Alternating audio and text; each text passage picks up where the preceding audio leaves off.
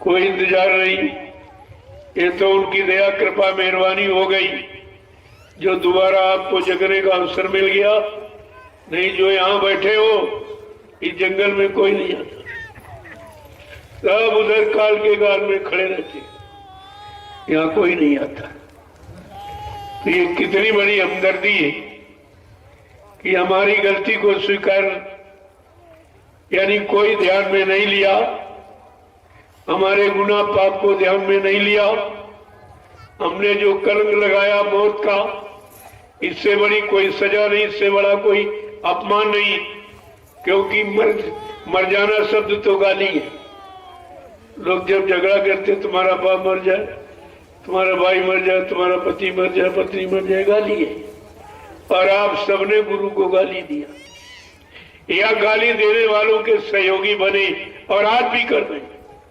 अभी इससे मुक्त नहीं हुए, अभी नहीं उनकी समझ में आ रहा ये हम क्या कह रहे, किसके लिए कह रहे। जब इतना ज्ञान ध्यान नहीं है तो तुम फिर कर ही क्या सकते हो। इसलिए काल माया के देश में हो, कहा बच्चा बहुत संभल के रहना। वो तरह तरह के जाल बनाएगा जीवों को फंसाने के लिए। जीवों को फंसाने की जितनी ज्यादा चिंता काल को है, उससे हजारों गुना ज्यादा चिंता दयाल को अपने जीवों को निकालने की है। लेकिन प्रेमियों, काल और दयाल की होड़ लग गई। अब तुम ये देखो अपने आप को, तुम काल की पारी में खड़े हो कि दयाल की पारी में। काल के सामान को इकट्ठा करने में लगे हो कि काल के सामान को छोड़कर अपने घर जाने की तैयारी में लगे हो। अभी तक आप इस पर विचार नहीं कर पाए, और कोई भी ऐसा विचारशील हमें तो अभी दिखाई नहीं दे रहा जो काल के सामान को छोड़ने की तैयारी कर रहा हो और दयाल के घर जाने की तैयारी कर रहा हो। ऐसा तो अभी कोई नजर नहीं आ रहा। फिर ये काम आप कब करोगे? इसलिए गुरु को तुम्हें ले जाने के लिए दिन निर्धारित करने पड़े कि 1000 वर्ष के लिए सतयुग लाया हूं और जितने जीवों को नाम दान दिया है इन सब को निकाल के घर पहुंचाऊंगा। ये समय आपके लिए बढ़ा। अगर आप पहचान जाते और जान जाते, अपने घर जाने की तैयारी में लग जाते, तो इतना लंबा समय ये क्यों रखा जाता। तो 1000 वर्ष यानी तुम कहां भग के जाओगे। कहा मैंने नामदान दिया है, मैं भजन कराना जानता हूं, भजन करा लूंगा। हमें कोई स्थिति परिस्थिति बनानी पड़ी, कोई गरीबी, बीमारी, तंगी को कुछ भी यानी लाना पड़े, करना पड़े, लेकिन भजन आपसे करा लूंगा।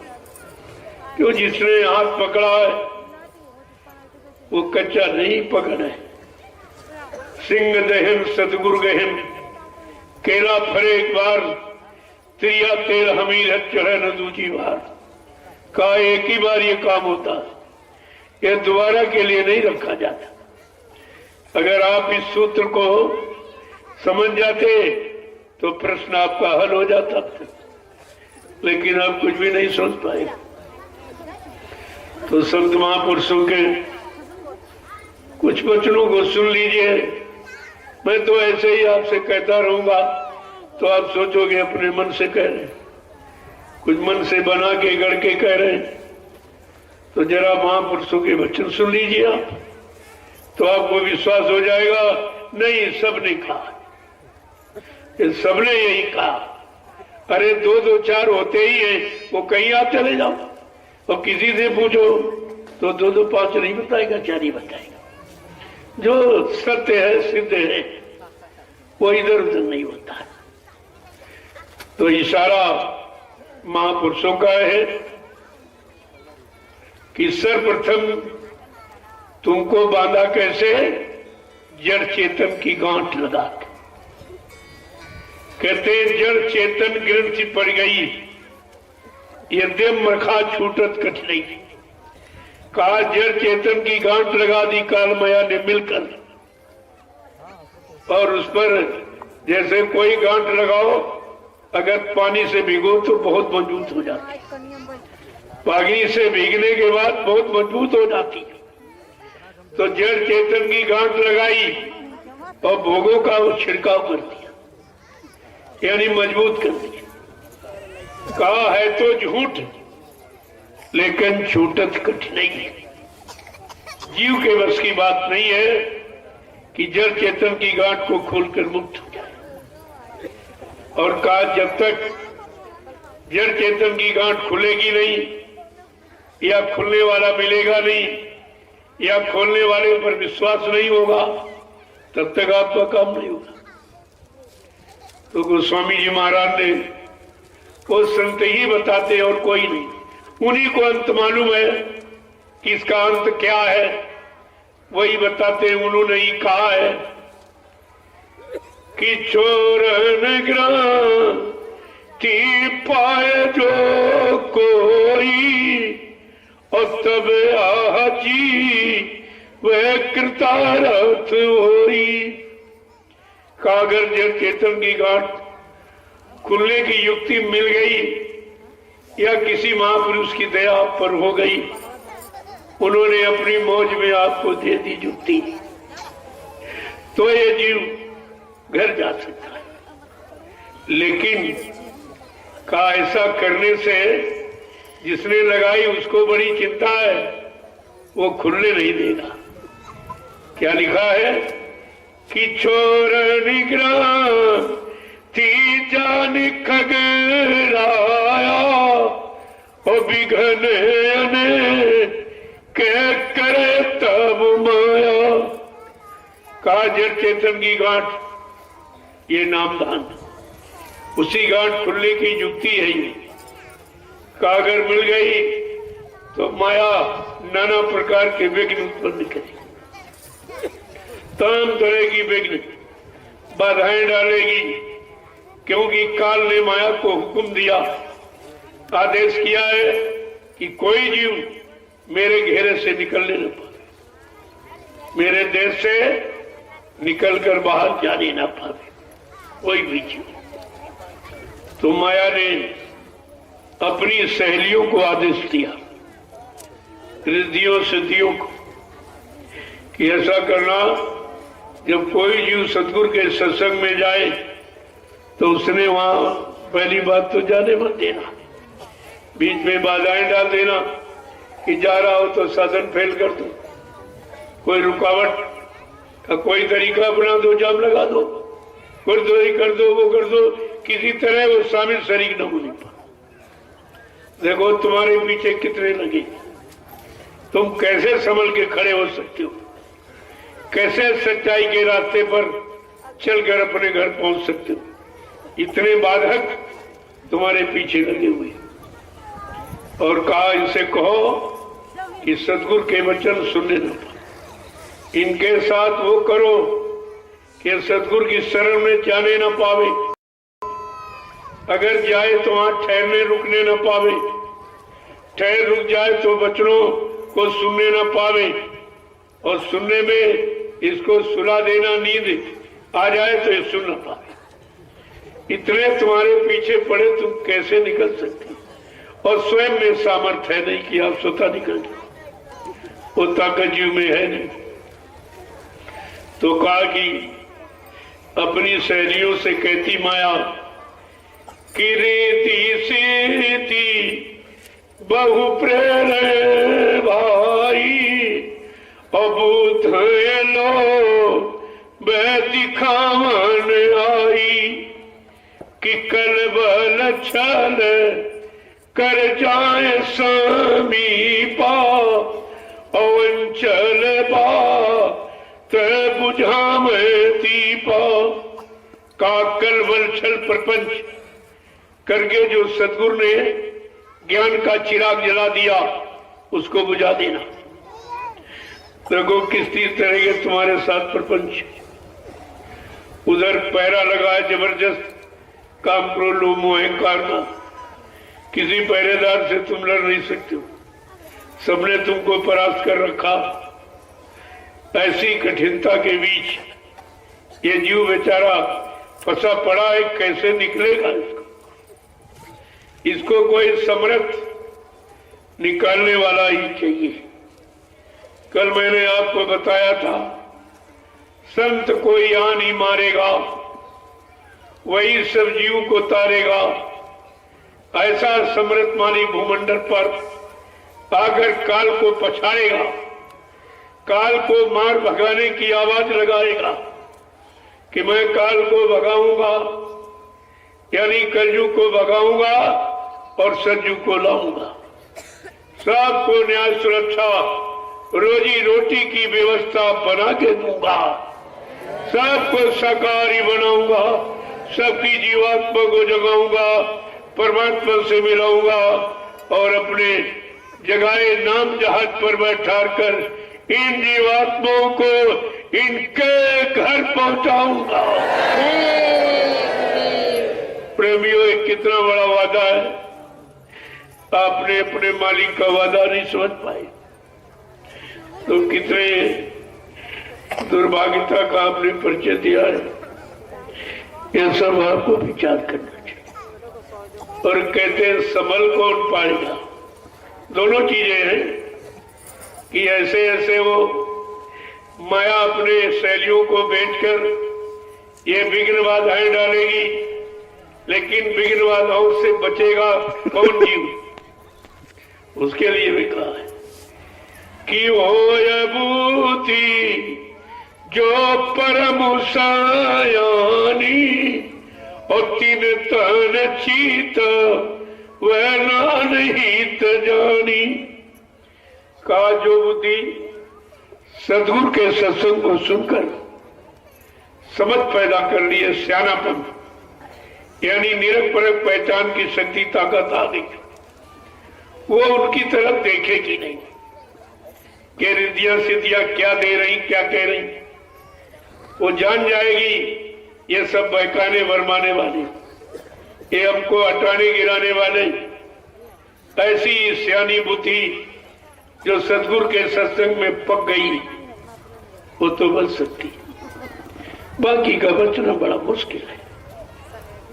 अब आपको समझना चाहिए तुम्हारी बुद्धि पक्की है कि नहीं, कि कच्ची है भी। कच्ची कभी इधर कभी उधर, कच्चे पर सब रंग चढ़ जाते, पक्के पर कोई रंग नहीं चढ़ता। जब पक्का रंग चढ़ जाता है वो भी भक्ति का, वो भी जड़ नहीं चेतन गुरु भक्ति का। भक्ति भी कई प्रकार की, 13 प्रकार की भक्ति, 9 प्रकार की नवधा और 4 प्रकार के संतों की।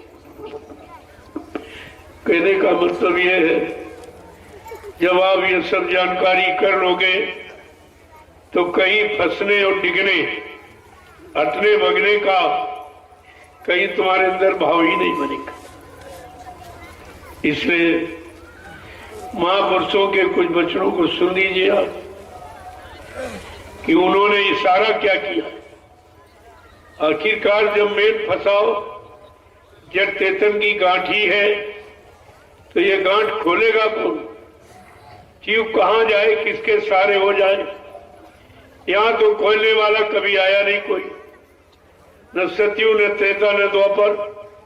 5,500 वर्ष कलयुग के निकल गए, तब भी नहीं।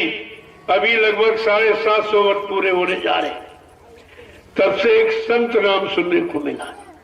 संत माने जो सबके अंत में बैठा, जिसने काम करो लोभ मोह अहंकार का अंत कर दिया हो, उसे संत कहती है। कहा कि जब वो आए तो उन्होंने रास्ता बताया कि गुरु बीन भावो निधि तरह ना कोई, और जो भी रांची इस शंकर सम होई। कहा इस भवसागर में न ऋषि न मुनि योगी न महर्षि न अवतारी शक्तियां न ज्ञानी विज्ञानी, ये कोई सी चेतन गांठ को खोल नहीं सकती। इनको जानकारी नहीं है, इनको अधिकार नहीं है। तो कहते हैं बिना भवसागर पार करने वाला जब कोई सच्चा सदगुरु, संबोधन सदगुरु का ही किया गया, क्योंकि सदगुरु तक का यहाँ ज्ञान है, अनामी महाप्रभु का ज्ञान यहाँ नहीं कराया गया, इसलिए उसी सत्य को संबोधन में लिया जाता है कि जब कोई ऐसा सदगुरु भूमंडल पर आएगा और वो नाम की युक्ति जो चेतन की गांठ को खोल सकती है का वो देगा, तब कहीं कुछ। जब विश्वास हो जाएगा और निरंतर ये अभ्यास है, ये सुमरन ध्यान भजन अभ्यास, ये मन को एकाग्र करने को, मन में स्थिर प्रज्ञता लाने के लिए आपके साथ ये 3 क्रिया जोड़ी गई। सुमरन करो, ध्यान करो, भजन करो। ये मन को एकाग्र, कंट्रोल, नियंत्रण, स्थिर प्रज्ञ बनाने के लिए। और जब मन रुकेगा तो सब रुक जाएगा, सारा कुछ हिलना डुलना, जो भी तुम्हारा चलना फिरना, उठना बैठना, भागना, ये सब इसी शैतान मन के कारण ही तो हो रहा है। इसी को रोकना है। और आपने सबका ध्यान किया लेकिन मन नहीं रुका, सबका ध्यान, देवी का, देवता का, पूजा का, पाठ का, तीर्थ का, मूर्त का, पानी का, पत्थर का, सबका किया, लेकिन मन नहीं रुका। और आपको इसीलिए इशारे बताया गया कि सबका ध्यान किया, अरे जरा गुरु का ध्यान कर प्यारे, बिना इसके नहीं छुटना।